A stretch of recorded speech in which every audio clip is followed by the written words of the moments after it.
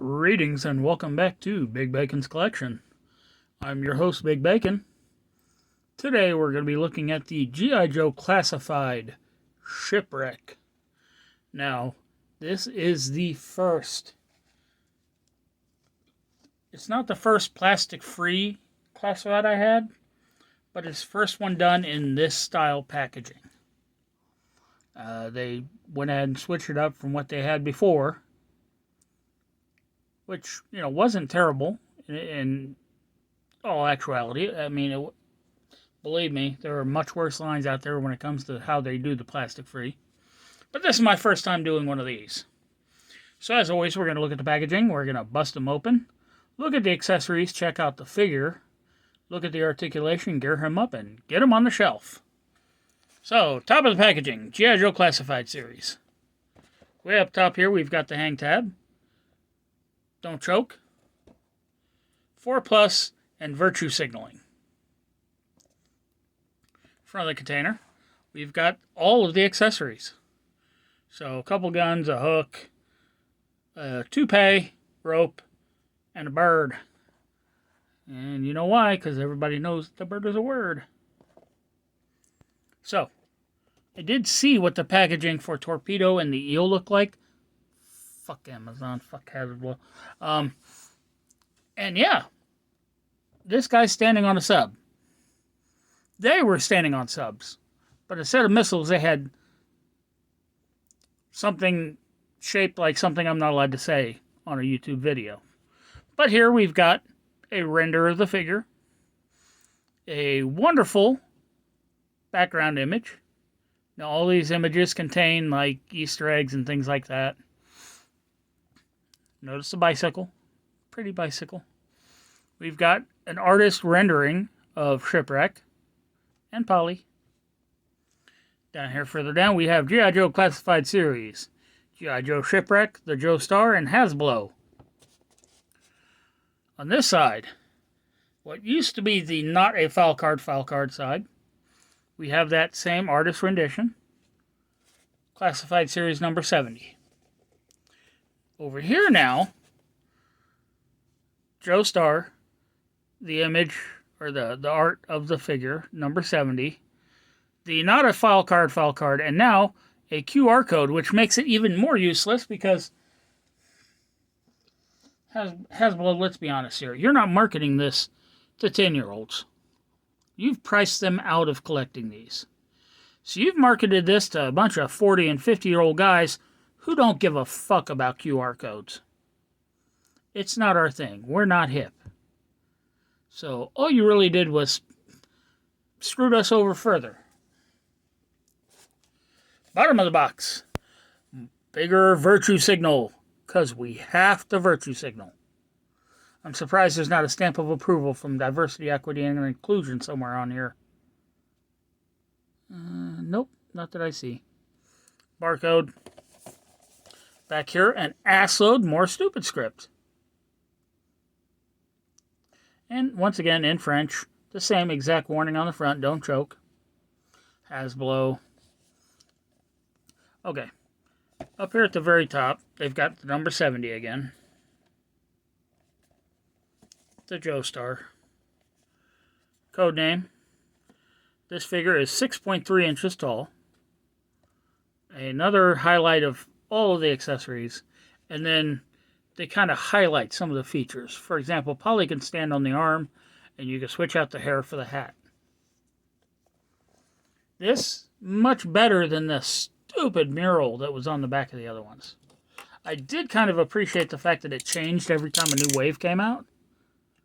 That kind of made it inclusive. It made you look forward to, okay, now I gotta find these. But honestly, it was a waste of space.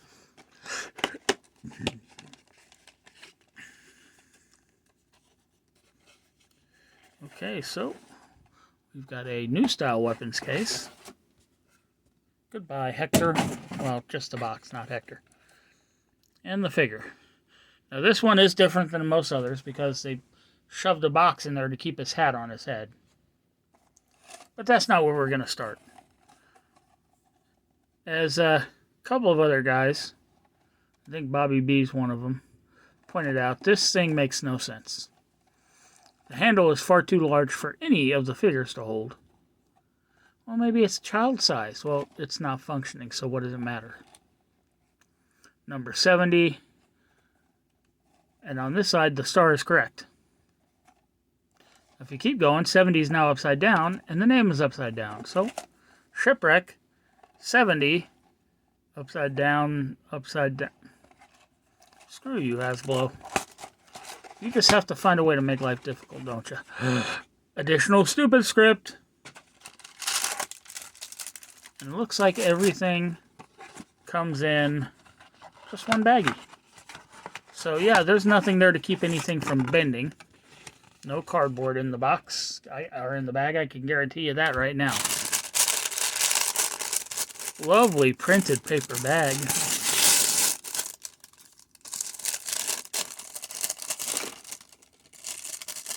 Nope, I was right. Okay, so we've got the rope. The rope slings over a shoulder. It has a peg hole and a hook. Nicely detailed. Looks like there might be a slight wash to it. Some paint down here for the hook. We have the anchor, which is reminiscent to what the older figure came with. Although this one doesn't have a cord. It's got a small hole in the bottom of the handle. 4 pointed hooks. Clover shaped. Nice spike on the end. And if you remember that hook on the rope, this just hangs off of that.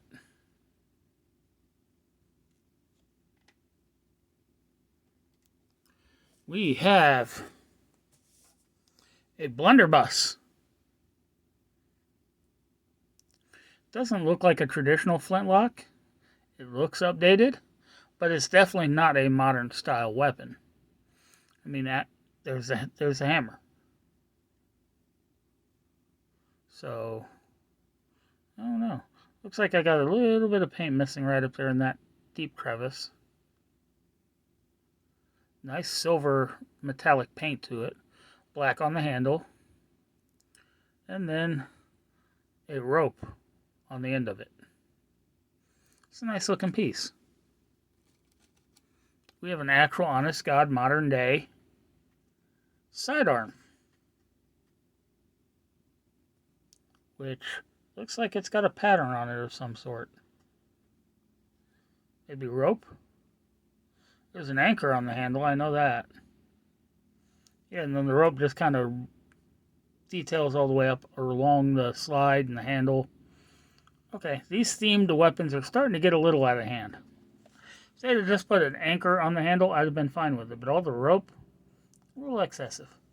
It's got a peg here. Looks like it's supposed to have a suppressor, but it doesn't come with a suppressor. So, I don't know what to make of that. We have Polly. Polly, want a cracker? Polly wants your mama's sweet ass. What Polly say? So, done in a basic green color, a little bit of shading to differentiate different areas. The head is painted, the beak, the crest, around both eyes. And then Polly has a peg leg. Polly has one rounded hand, or one rounded foot, and then a peg. Why?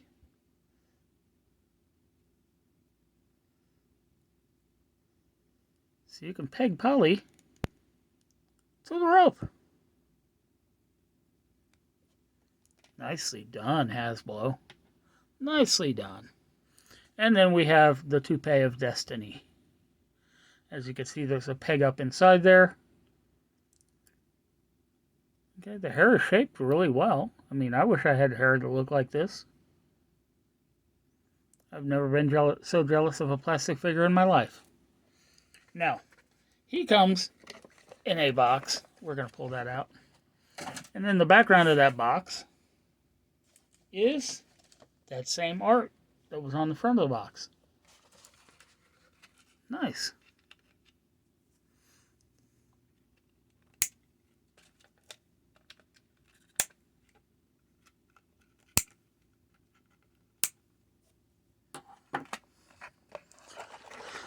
So what do you say? We get Hector out. Okay. Yeah, I don't need that anymore. So looking at the figure, this is a hell of a lot better face sculpt than what came on Matt Damon. But honestly, any face sculpt is going to look good next to that. Eyes are painted in there nicely. The beard is beautiful. Hair looks good. A little bit of white bled down from the hat onto the hair, but I can forgive that because it's in the back. He's got a blue sailor shirt on. Rank insignia on that shoulder. Same with this side. Now what I don't like is matte, matte, matte, matte, shiny as shit. Got some nice chest hair painted up in there. Oh, he's dual tattooed. I don't know how many of you remember the 25th anniversary line. There was a big argument about which one was rarer. The one with the shark or the one with the... Oh, God, what was the other tattoo? There were multiple tattoo variations, basically. So on this arm, he's got a slightly faded anchor with a sea serpent around it. And on this one, he's got a shark. Got some short black gloves. Nicely detailed. This one, he's got a white wristband. And you'll see why here in a little bit. Pants are very denim looking. That's what the old Navy uniforms were made out of. Denim pants. Got a good texture to it. It's good and bright blue back here. But on the front, they've provided like shading to look like the denim is wearing out over time. I mean, if it was more universal in like the actual wear points, knees, inner crotch, you know, down here around the ankles, it would make more sense. But just up here on the thigh, I love the fact that they attempted, but it just weird. Standard black deck boots. Nice looking. Got a little bit of a shine to them. He has a uniform belt up here. Got the anchor and the rope on the belt buckle. Leather texturing on the trouser belt. Then he's got a... Okay. He's got a overbelt. It's sculpted to look like the actual gun belts that, you know, you have in the military. This side has a pouch over here, and it is glued on that side. Over here we have a hook and a big old... What the hell? I just realized that there's design detail on the back pockets. Big old holster. Articulation-wise, head is on a dumbbell, neck is on a dumbbell, so he'll look up that far. Look down that far. He's got great tilt and rotation, and he can walk like an Egyptian. Arm will hinge up to 90. Butterfly joining. Arm will rotate all the way around. Bicep cut for rotation, but it's that flat cut that kind of breaks the sculpt as you use it. Double jointed pinless elbow. Good deal of range. Not quite full range, but I mean, he's got Popeye forearm, so what do you expect? Hands rotate. Vertical hinging on the left. Vertical hinging on the right.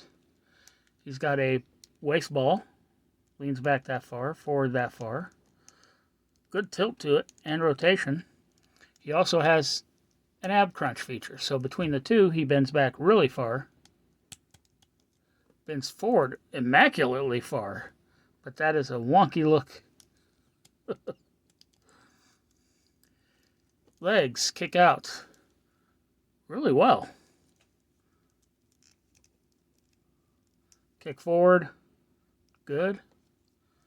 Side cut for rotation. Double jointed pinless knee, much more than 90 degrees. Feels like there's a boot cut up in there, but because of the shape of the pant leg, you really don't get much use of it. Same with the back hinge and the front hinge. Really, there's not enough room to really maneuver those at all.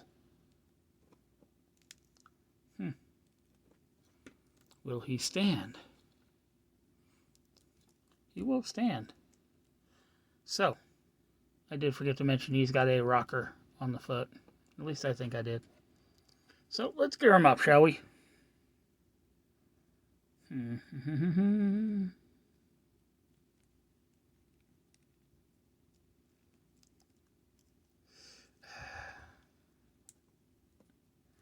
Over the top.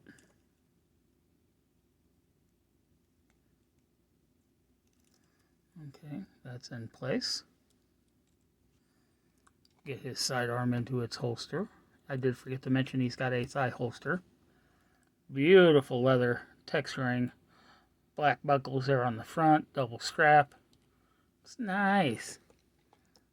So, he's got a hook that you can either hang the gun on. But with a holster like this right here, why would you? It's cross draw style. You can hang the hook on the front, or you can swing it around onto the back. It sticks out really funky up here on the front, so I'm going to hang this thing back here on the back. Kind of out of sight. Now, you can put them up on the rope, or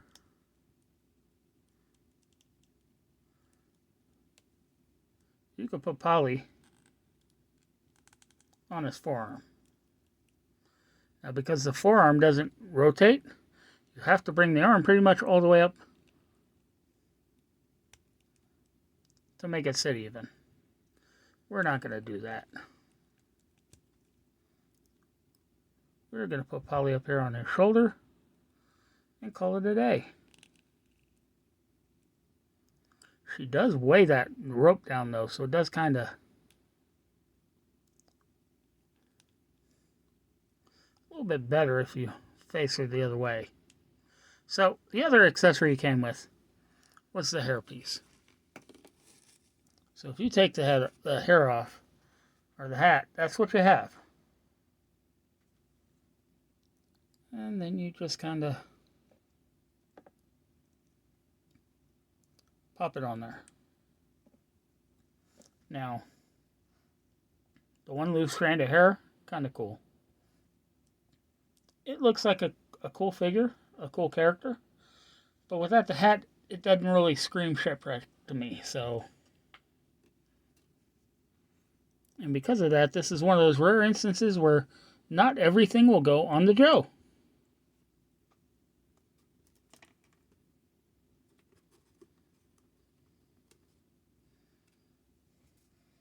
So his hat into the bucket of accessories. There's hair. And there we have them. So let's take a moment and get them up on the shelf, shall we? Ooh, danger, Will Robinson, danger.